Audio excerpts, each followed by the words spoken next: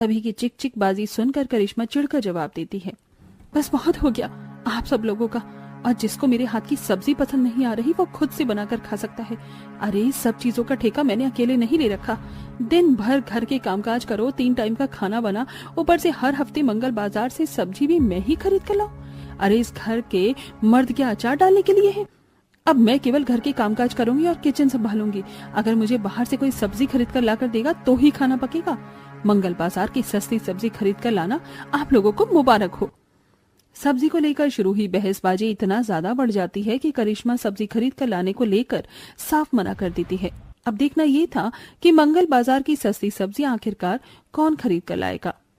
ये आजकल की बहुओं को केवल घर बाजार करने में ही दिक्कत हो जाती है।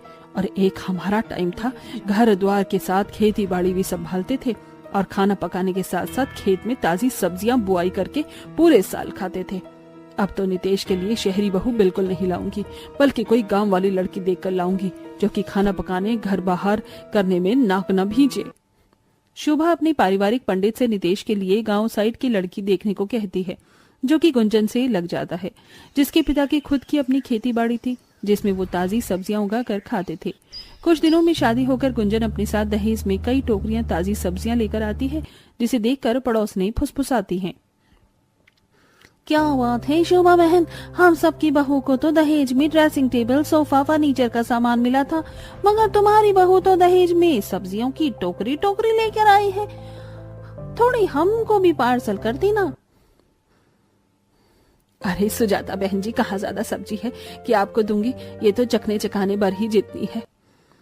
वैसे सही है शोभा बहन, एक दो पड़ोसन की मंगल बाजार वाली बात गुंजन की सर के ऊपर से होकर गुजर जाती है। तब करिश्मा गृह प्रवेश करवाती है। आओ मेरी प्यारी गांव वाली देवरानी जी, ससुराल में तुम्हारा खूब स्वागत है। थैंक यू जेठानी जी।